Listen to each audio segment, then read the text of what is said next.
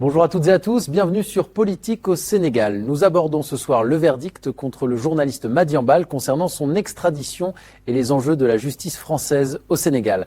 Restez avec nous pour des informations beaucoup plus claires.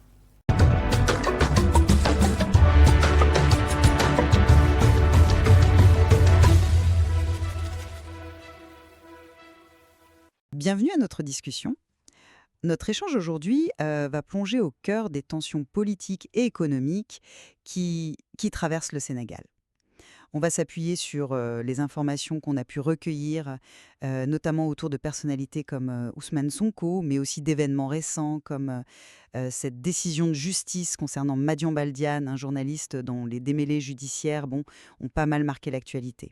Et la question centrale qui émerge de tout ça, c'est celle-ci.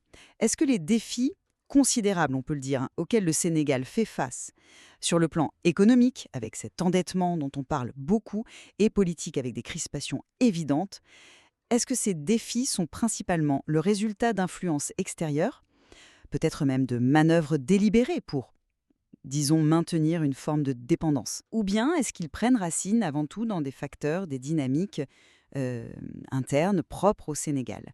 Alors pour ma part, je vais plutôt soutenir l'idée que les indices qu'on a, ils convergent vers un poids prépondérant des facteurs externes et peut-être de stratégies d'influence ciblées, tout ça s'inscrivant bien sûr dans une histoire assez longue de relations, disons, asymétriques. Et moi, je défendrais une lecture un peu différente. Bien sûr, je reconnais l'existence d'influences externes, ce serait absurde de le nier, mais j'estime que les éléments qu'on a sous les yeux suggèrent plutôt une réalité plus complexe, une réalité où les dynamiques politiques, économiques, sociales, internes jouent un rôle absolument central. Et donc l'interprétation de l'ingérence extérieure, elle doit être examinée avec beaucoup de prudence et de nuance. Bon, alors permettez-moi d'exposer un peu ma perspective. Les informations qui nous sont parvenues, elles dessinent un paysage économique, comment dire, préoccupant, c'est le moins qu'on puisse dire. On parle d'une dette publique très élevée. Différents chiffres circulent d'ailleurs, 88%, 99%. On a même vu une mention de 133% attribuée à la Banque mondiale. Alors oui, c'est vrai, le périmètre exact de ces pourcentages, est-ce que c'est par rapport au PIB ou autre chose? Ça mériterait clarification, j'en conviens. Mais l'ordre de grandeur, c'est déjà un signal d'alarme assez fort. Et ces chiffres, qui suggèrent quand même une marge de manœuvre économique réduite, on ne peut pas les isoler d'autres éléments mentionnés comme ces fameux contrats d'armement dont on peut questionner la nature, l'opportunité. Et surtout, il y a cette affirmation très directe, une conspiration contre Ousmane Sonko. Cette allégation de conspiration visant une figure politique populaire perçue comme porteuse d'un discours souverainiste, elle a une résonance particulière quand même. Si on ajoute à ça le rappel du contexte historique, avec la France, on évoque 1895, l'apogée de la conquête coloniale, et 1956, juste avant les indépendances, mais aussi le début de nouvelles formes de coopération, disons inégales, eh bien, on commence à discerner les contours d'une possible pression extérieure. Peut-être même une stratégie orchestrée pour maintenir le statu quo ou pour écarter les voix qui dérangent. Et la perception de Sonko comme un symbole de résistance panafricaine, on entend l'expression « l'Afrique est derrière Ousmane », ça vient renforcer cette lecture d'une lutte contre des forces extérieures ou leurs relais locaux. Enfin, ce classement économique modeste, là, cette 118e place attribuée par Bloomberg ou une source japonaise, ça apparaît moins comme une fatalité que comme une conséquence assez logique finalement de cette dépendance structurelle ou de ces manœuvres de déstabilisation. J'aborde ces mêmes éléments avec un regard différent. L'influence extérieure sur le Sénégal, et oui, particulièrement celle de la France, c'est un fait. Historique, contemporain, personne ne le conteste. Par contre, l'ériger en cause principale quasi unique des problèmes actuels, en se basant juste sur ces informations qui sont quand même fragmentaires, ça me semble un raccourci analytique qui pourrait être trompeur. Prenons ces chiffres de la dette. 88, 99, 133%. Oui, d'accord. Mais leur impact réel dépend de ce qu'ils mesurent concrètement. Un ratio dette sur PIB de 133%, ce serait, oui, extrêmement préoccupant, un risque majeur de surendettement. Mais si c'est un autre indicateur, l'interprétation change complètement. Sans cette précision, sans connaître l'évolution de la dette sur plusieurs années, l'attribuer d'emblée à une prédation externe, ça me paraît être une extrapolation un peu rapide. Pareil pour le classement à la 118e place. Quels sont les critères exacts de Bloomberg ou de cette source japonaise? Est-ce que c'est la facilité de faire des affaires, la stabilité politique, des indicateurs sociaux? Sans cette décomposition, ce chiffre, ça reste une boîte noire, quoi. Et puis, il y a autre chose de crucial dans le matériau. On mentionne un audit confié au cabinet international Mazars. Et aussi l'implication de fonctionnaires sénégalais. Ça, pour moi, ça pointe très clairement vers des enjeux internes, des questions de bonne gouvernance, de transparence dans la gestion de l'argent public, peut-être des failles administratives, voire des malversations. Le fait même de devoir faire appel à un cabinet extérieur comme Mazars, ça suggère que les problèmes internes sont peut-être d'une ampleur qui dépasse les capacités de contrôle national. Puis, l'affaire Madiambal, ou même la trajectoire politique d'Ousmane Sonko, inspecteur des impôts, critique, puis opposant majeur, puis aussi présenté comme entrepreneur, tout ça. Ça s'inscrit profondément dans le jeu politique sénégalais, avec ses propres règles, ses rivalités, ses alliances changeantes, ses enjeux de pouvoir locaux. Et réduire toute cette complexité, qui est foisonnante, à une simple conspiration pilotée de l'extérieur, ça me semble vraiment occulter une part essentielle de la réalité sénégalaise. Revenons justement sur ce premier point, l'interprétation des chiffres économiques. Vous soulignez leur manque de précision et oui, c'est un fait, je l'ai dit. Mais même dans cette imprécision, cette accumulation de mentions de chiffres élevés, 98, 99, 133, ça constitue quand même un faisceau d'indices concordants qui pointent vers une situation financière tendue. J'insiste là-dessus. Un tel niveau d'endettement, peu importe l'indicateur exact, c'est rarement neutre. Ça peut être le symptôme d'une économie qui est structurellement dépendante, contrainte d'accepter des conditions de financement ou des contrats qui, ne servent pas toujours ses intérêts à long terme. Comment expliquer autrement cette accumulation, sinon par une combinaison de facteurs où les pressions externes et les accords désavantageux jouent un rôle important? La mention des contrats d'armement s'insère d'ailleurs très bien dans cette logique. Ce sont typiquement des dépenses importantes, souvent opaques, qui peuvent être encouragées, voire imposées par des partenaires extérieurs pour des raisons géopolitiques ou commerciales, et qui pèsent lourdement sur les budgets. Et le classement à la 118e place, même sans le détail précis, vient renforcer ce tableau d'une économie qui peine à décoller, potentiellement, oui, entravée par ces dynamiques de dépendance. Ces chiffres, ce ne sont pas juste des abstractions, ils matérialisent une vulnérabilité, et cette vulnérabilité, elle peut être exploitée. Je comprends l'environnement de la vulnérabilité, oui. Mais j'appelle quand même à la prudence avant de conclure à une manipulation externe systématique. Justement parce que le contexte de ces chiffres nous échappe en partie, il faut envisager d'autres hypothèses qui sont tout aussi plausibles. Un endettement élevé, ça peut aussi résulter de choix souverains, de politique économique interne. Un pays peut très bien décider de s'endetter massivement pour financer des infrastructures qu'il juge stratégiques, des routes, des ports, de l'énergie, en pariant sur des retombées économiques futures. Bon, c'est un pari risqué, ça peut réussir ou échouer, mais c'est un choix interne. Ça peut aussi découler d'une gestion budgétaire interne, disons défaillante, une faible capacité à collecter l'impôt, des dépenses de fonctionnement excessives, des subventions mal ciblées, ou même de la corruption qui détourne les ressources publiques. Ces problèmes de gouvernance interne, ils ont un impact direct et majeur sur la dette, il ne faut pas l'oublier. Quant au classement à la 118e place, son interprétation est délicate. Est-ce que c'est une mauvaise place en soi? Par rapport à quel pays exactement? Quelle est la tendance sur plusieurs années? Un pays peut être mal classé sur certains critères, par exemple la lourdeur administrative, tout en l'étant performant sur d'autres, comme une relative stabilité politique. Alors, attribuer ce classement uniquement à des manœuvres externes sans analyser ces facteurs internes, ça me semble précipité. Il faut d'abord, je pense, épuiser les explications endogènes, qui sont souvent nombreuses et complexes, avant de pointer systématiquement du doigt l'extérieur. Votre prudence est louable, mais elle me semble quand même sous-estimer la force d'une affirmation qui est explicite dans nos sources. Conspiration contre Ousmane Sonko. Ce n'est pas une interprétation que nous faisons là, c'est une allégation rapportée noir sur blanc. Et lorsque cette accusation directe est mise en parallèle avec la mention de ces contrats d'armement potentiellement controversés, et qu'on replace ça sur la toile de fond historique des relations complexes franco-sénégalaises 1895-1956, ces dates qui symbolisent une histoire de domination puis de liens post-coloniaux ambigus, l'hypothèse d'une manœuvre délibérée, elle prend corps.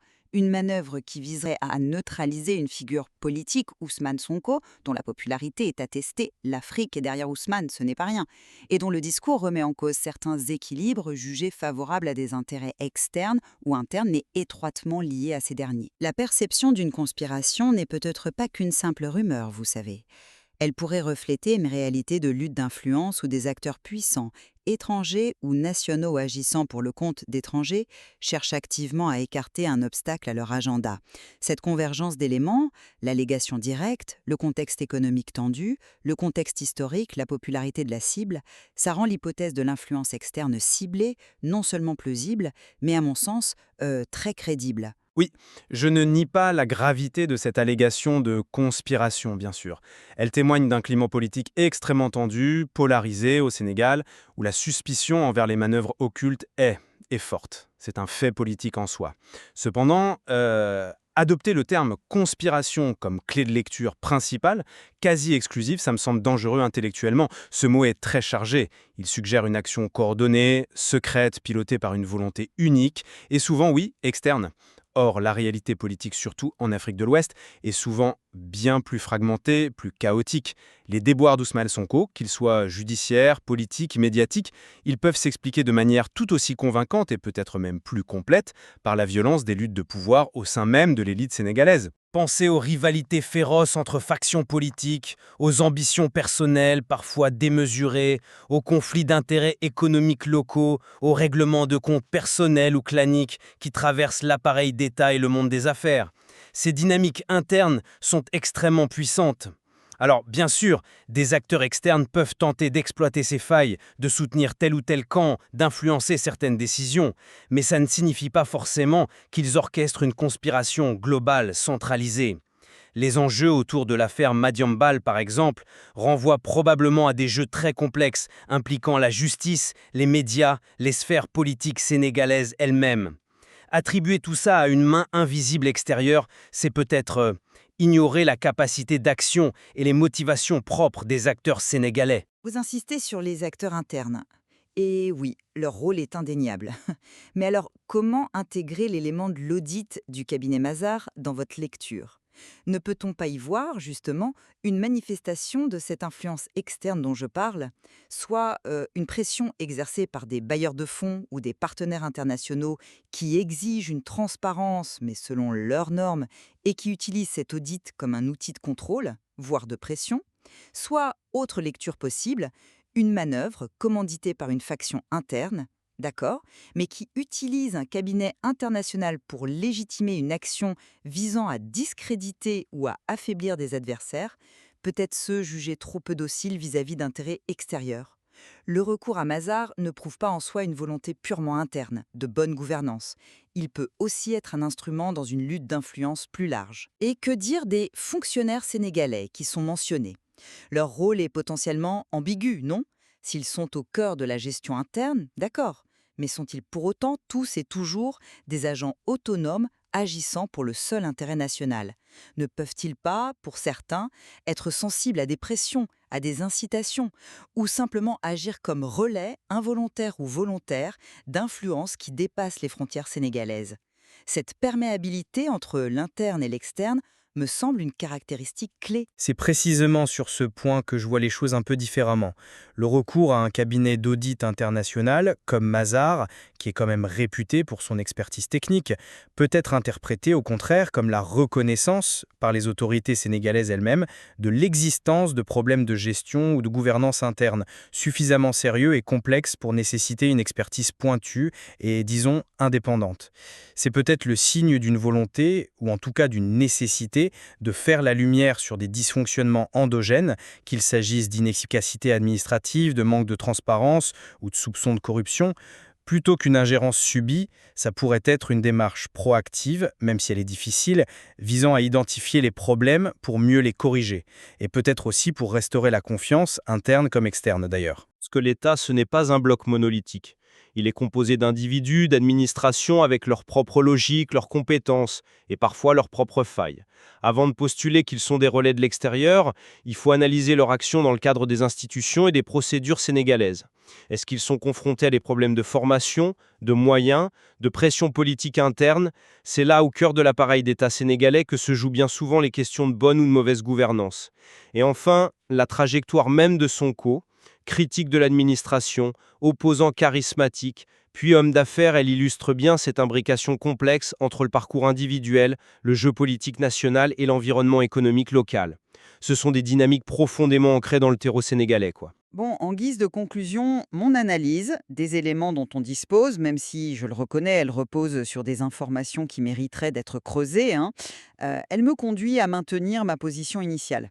La conjonction des indicateurs économiques alarmants, comme ces chiffres de dette élevés, des allégations explicites et graves de conspiration visant une figure politique comme Ousmane Sonko, et puis ce contexte historique marqué par des relations internationales asymétriques, tout ça dessine un tableau où l'influence extérieure apparaît comme un facteur non seulement présent, mais potentiellement déterminant dans les difficultés politiques et économiques que traverse le Sénégal.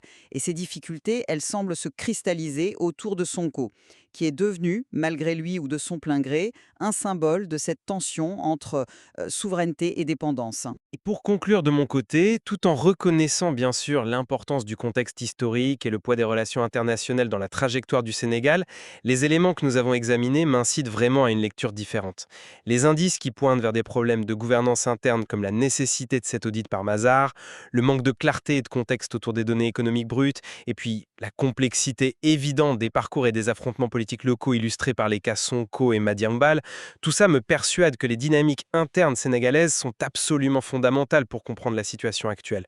Qu'il s'agisse des luttes pour le pouvoir, de la gestion des ressources publiques ou du fonctionnement des institutions comme la justice, ces facteurs endogènes possèdent une force explicative propre. Et il serait, à mon sens, réducteur et intellectuellement peu satisfaisant de vouloir systématiquement les subsumer sous l'étiquette unique d'une influence ou d'une conspiration venue de l'extérieur. Notre discussion, je crois, met en évidence une complexité, oui, irréductible. Interpréter des informations fragmentaires, c'est un exercice délicat qui nécessite de jongler avec différents niveaux d'analyse, les logiques locales, les enjeux nationaux et les pressions internationales. Il est clair que ces niveaux interagissent constamment au Sénégal comme ailleurs. Absolument. Et c'est justement la confrontation de ces perspectives, basées sur les mêmes sources, mais qui aboutissent à des hiérarchies causales différentes, qui permet d'approcher au mieux cette complexité. Ça nous prémunit contre les explications simplistes et ça nous invite à une analyse plus fine, plus nuancée de la situation sénégalaise, telle qu'elle transparaît dans nos documents. Il reste sans aucun doute beaucoup à explorer, tant dans ses sources que par d'autres biais, pour affiner notre compréhension de ces enjeux qui sont majeurs.